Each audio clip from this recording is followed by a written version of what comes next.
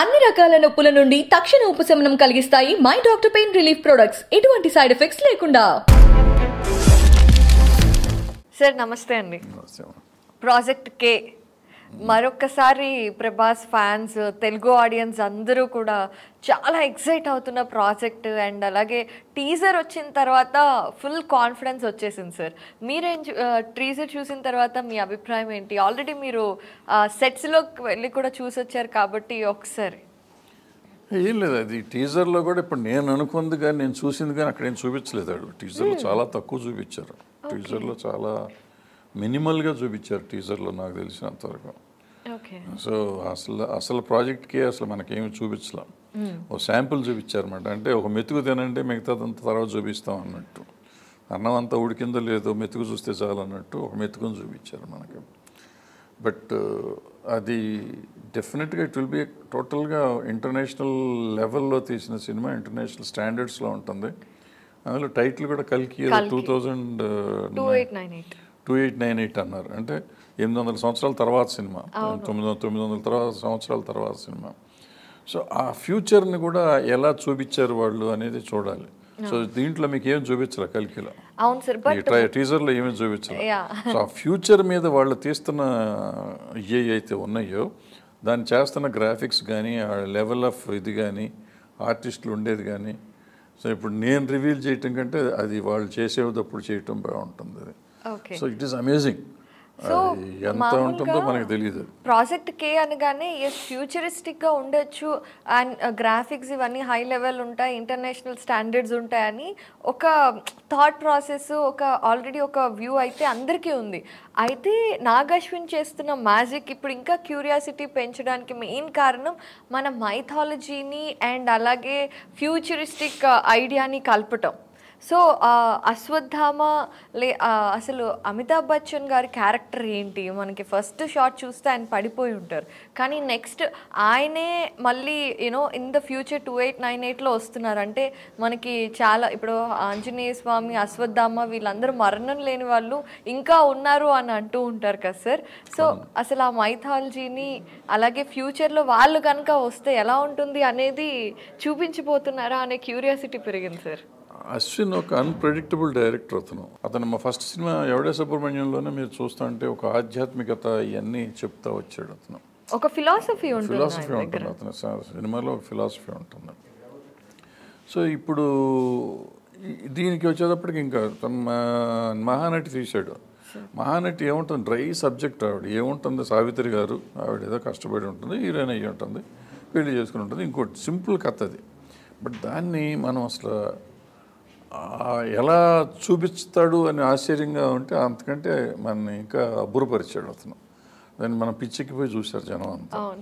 So అతను amazing director. ఇప్పుడు మనకున్న తెలుగులో ఉన్న వాళ్ళలో one of the greatest directors అతను మనకి రన్నింగ్ టైంలో. సో అతను ఆలోచన విధానం వేరుగా ఉంటుంది. ఇప్పుడు ఆ సెట్లోకి వెళ్ళినప్పుడు చూస్తా అంటే అతను ఆలోచన కానీ అతను చాలా సింపుల్గా ఉంటాడు, మాట్లాడతాం కూడా చాలా సైలెంట్గా ఉంటాడు మనిషి. ఆలోచన మాత్రం చాలా పైన ఉంటుంది అన్నమాట. సో సంథింగ్ హాలీవుడ్ లెవెల్కి తీసుకెళ్ళాలి అనే ఫీలింగ్ అయితే కనపడింది దాంట్లో నాకు. సో ఇప్పుడు ఈ టీజర్ చూసిన తర్వాత అంటే ఈ wanted to hold it for trailer వచ్చేదాకా వేరే ఒక ట్రాన్స్లో పెట్టాలి మన అనుకున్నాడు.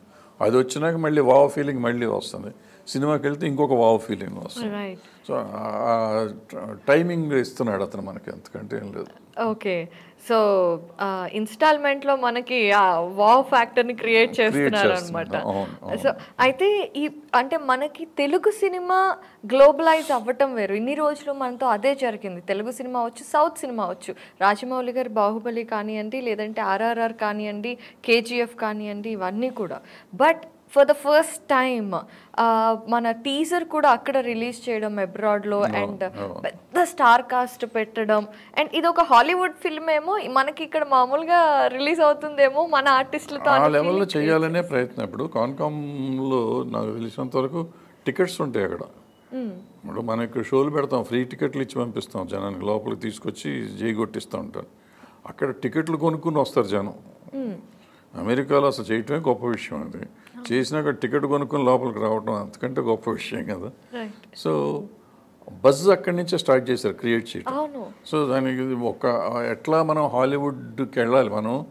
ఇప్పుడు మనం ఏం చేసాం, 2000 కోట్లు వచ్చినాయి, 2000 కోట్లే చాలా గొప్ప కలెక్షన్ అనుకున్నాం.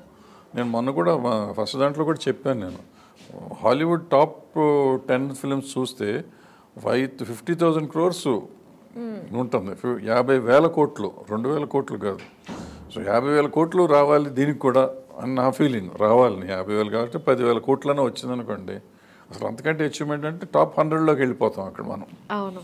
సో టాప్ 100లోకి వెళ్ళే అంత పొటెన్షియాలిటీ ఉన్న సబ్జెక్ట్ ఇది. వెళ్తుందని కూడా నాకు నమ్మకం ఉంది, చూడాలి.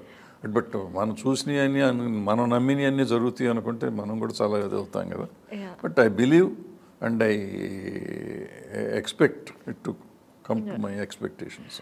సో కానీ ఇందులో కమల్ హాసన్ గారి క్యారెక్టర్ కానివ్వండి ఇంకా రివీల్ చేయలేదు, రానా గారు కనిపించలేదు. ఆయన షూటింగే చేయలేదు కాబట్టి రివీల్ చేయలేదు. ఇప్పుడు ఆయన ఇప్పుడు సెకండ్ పార్ట్, ఇప్పుడు మొన్నటిదాకా సింగిల్ పార్ట్, అది ఇప్పుడు 2 పార్ట్లు అయిపోయింది కదా. ఇప్పుడు సెకండ్ పార్ట్ కూడా షూట్ చేస్తారు, ఇప్పుడు మొత్తం అంతా షూట్ చేస్తారు. రేపు అక్కడి నుంచి రాగానే షూటింగ్ మొదలవుతుంది. ఈ వారంలోనో వచ్చే వారంలో సెప్టెంబర్ 2nd, 3rd నుంచి స్టార్ట్ అయితే 45-50 days షూటింగ్ చేస్తారు వీళ్ళు. చేసి కంప్లీట్ చేసి మళ్ళీ గ్రాఫిక్స్ చేసుకొని ప్రాబ్లీ మార్చ్కో ఏప్రిల్కో రిలీజ్కి వస్తారు ఫస్ట్ పార్ట్. రైట్. సో అయితే మన ప్రభాస్ గారు మళ్ళీ ఆదిపురుషు ఈ మధ్య కొంచెం మనకి అటు ఇటుగా అనిపించిన, ఏమటు ఇటు ప్రతి సినిమా 300 కోట్లు చేస్తాంటే 300 కోట్లు, మన సూపర్ హిట్ సినిమాలు 300 కోట్లు అంటున్నా, ఫ్లాప్ సినిమా 300 కోట్లు చేసేస్తున్నాయి కదా. అవును.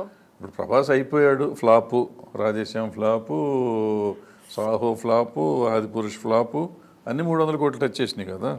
ఇంకేం ఫ్లాపులు నాకు అర్థం కాలేదు.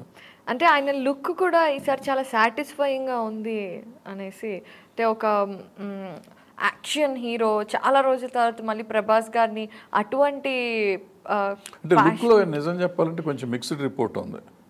ప్రభాస్ గారి లుక్లో కొంచెం మిక్స్డ్ రిపోర్ట్ ఉంది డెఫినెట్. ఫస్ట్ లుక్ వచ్చినప్పుడు, ఫస్ట్ లుక్ ఆయన పెట్టిన దాని మీద చాలా కాంట్రవర్సీ వచ్చింది. దాన్ని వెంటనే మార్చేశారు, మళ్ళీ దానికి బ్యాక్గ్రౌండ్ మార్చి పెట్టారు. బట్ టీజర్ వచ్చేటప్పటికి వచ్చింది. అంటే ఆ పర్టికులర్ పోజ్ ఏదైతే పెట్టారో ఫస్ట్ లుక్లో పెట్టిన పోజు, అది చాలా సినిమాల్లో చాలా హీరోలు పెట్టారు. డ్రెస్సింగ్ మార్చి ఉండొచ్చు కానీ, బట్ ఆ పర్టికులర్ పోజ్ మామూలుగా ఎప్పుడు పైనుంచి కింద పడి ఇట్టగా ఉంటారు. సో అది కొంచెం డిసప్పాయింట్ చేసింది జనాన్ని. బట్ టీజర్ వచ్చేటప్పటికి చాలా తేడా కనపడింది. బట్ అసలు అది కాకుండా ఇంకా నేను అనుకోవటం నెక్స్ట్ వావ్ ఫ్యాక్టర్ మీకు ట్రైలర్ వచ్చినప్పుడు ఉంటుంది. సో ఇప్పుడు చూసింది ఏం లేదు, చూడాల్సిందంతా ముందే. ఇది ఊరికే చిన్న చిన్న మొక్కలు వేసి చూపించారు, మన గ్లింప్స్ చూపించారు, వాళ్ళు ఎలా ఉంటారు ఏంటి అని చూపించారు. సార్, యాజ్ వీ డిస్కస్డ్, మనకి హాలీవుడ్ స్టాండర్డ్స్లో హాలీవుడ్ నుండి ఒక హాలీవుడ్ సినిమా అన్న ఓపెనింగ్ తోటే బజ్ నడుస్తుంది, అండ్ వాళ్ళు కూడా అదే అప్రోచ్ తీసుకుంటున్నారు. కాబట్టి సినిమా రిలీజ్ అయిన తర్వాత, though we have lot of time to discuss about this, everybody so curious about one more thing. అదేంటంటే అసలు మన ఇండియన్ సినిమా డైనమిక్స్ ఎలా మారబోతున్నాయని. We have a global star and Deepika Padukone already global actor. So Kamal Haasan garu internationally acclaimed ఆయన కూడా. So మనకు అసలు ఈ తెలుగు సినిమా కానివ్వండి లేదంటే సౌత్ సినిమా కానివ్వండి డైనమిక్స్ ఎలా మారబోతున్నాయి? తెలుగు సినిమా కాదు, అసలు మొత్తం ఇండియన్ సినిమా డైనమిక్స్ చేంజ్ చేస్తున్నారు సినిమా ప్రాజెక్ట్కి. కల్కి అనబడే cinema Indian cinema dynamics change చేస్తుంది. అంటే మనకు తెలియకుండా బాహుబలికి చేంజ్ చేసింది, తర్వాత ఇప్పుడు కేజీఎఫ్లు అవన్నీ ఆ స్టాండర్డ్ దగ్గరికి వెళ్ళినాయి. బట్ కల్కి it is going to change the whole scenario of Indian cinema. Okay. So Indian cinema ఇప్పుడు ఎందుకంటే అమితాబ్ బచ్చన్ గారు ఉన్నారు, ఆయన ఉన్నారు, కమల్ హాసన్ గారు ఉన్నారు, ప్రభాస్ గారు ఉన్నారు, దీపికా పడుకొని ఉంది, వీళ్ళంతా ఇంతమంది ఉన్నాక సో అసలు అది it is an Indian film. మనం తెలుగు సినిమా అనుకుంటున్నాం, ఇండియన్ ఫిల్మ్ కాదు. Now it's a global film. Hollywood అంటే హాలీవుడ్ వాళ్ళు అంటారేమో, మనం కూడా వాళ్ళతో పాటు తీస్తున్నాం అంతే సినిమాలు. జస్ట్ అది మనకి ఇక్కడ మన ఆర్టిస్టులతో క్రియేట్ అవుతుంది, మన ఆర్టిస్ట్తో క్రియేట్ అవుతుంది. సో వాళ్ళని తీసుకొచ్చే తీయాలి. ఇప్పుడు హాలీవుడ్ సినిమా హాలీవుడ్ వాళ్ళతో తీయాలి అంటాం, హాలీవుడ్ సినిమా కంటే ఎక్కువగా మనం తీయగలం అని చూపిస్తాం. So we have the technology, we have the technicians అనేది మనం చూపిస్తున్నాం. సార్, ఫైనల్లీ సార్, మీరు నాగ్ అశ్విన్ గారిని కలిసినప్పుడు కానివ్వండి లేదంటే అబౌట్ ప్రాజెక్ట్కి డిస్కస్ చేసినప్పుడు కానివ్వండి, అసలు ఆయన గ్లింప్సెస్ ఆఫ్ విజన్ ఏంటి ప్రాజెక్ట్కి? అతను చూస్తే అతనికి ఏదో విజన్ ఉన్నట్టు కూడా అనిపించడం చాలా విచిత్రంగా ఉంటాడు. చాలా మంచోడు, చాలా సింపుల్ మనిషి. సో అతను అంటే ఇప్పుడు ఆలోచిస్తానంటాడు అతను విధానం వేరు, అతను ఫుల్గా ఈజ్ ఇన్వాల్వ్డ్.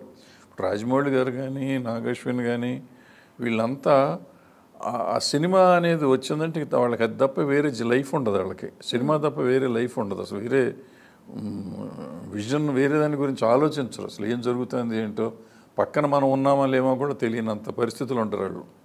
ఈవెన్ రాజమౌళి గారి సక్సెస్ రహస్యం అదే, నాగశ్విన్ సక్సెస్ రహస్యం అదే. So they are creators. So వాళ్ళు ఏం క్రియేట్ చేస్తారో మనకు తెలియదు, కొత్తగా క్రియేట్ చేస్తూ ఉంటారు. సో నాగశ్విన్ విజన్ ఇంకా బెటర్ విజన్, ఐ మీన్ ఇంకెక్కడికో వెళ్ళిపోవాలనే vision.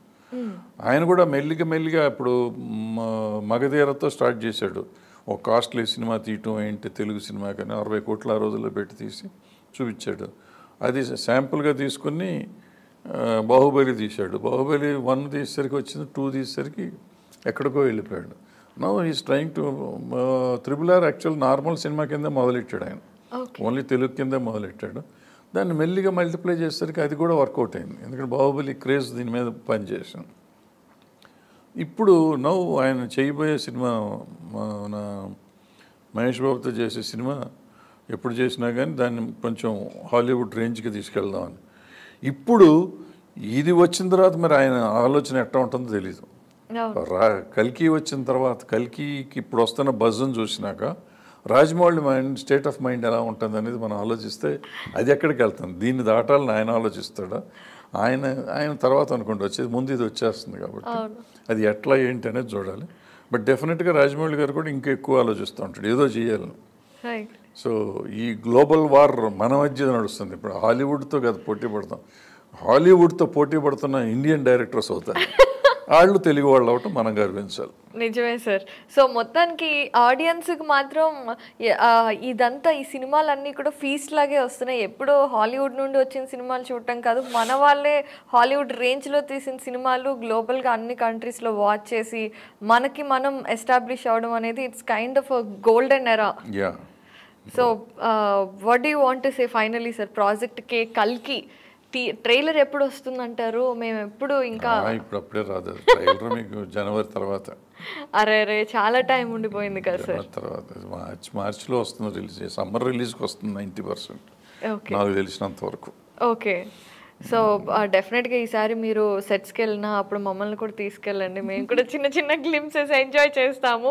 But thank you so much, మీరు చెప్పిన వర్డ్స్ ద్వారా ఇంకా ఎక్స్పెక్టేషన్స్ పెరిగాయి. సో లెట్స్ వెయిట్ ఫర్ కల్కి trailer and thank you for the explanation sir.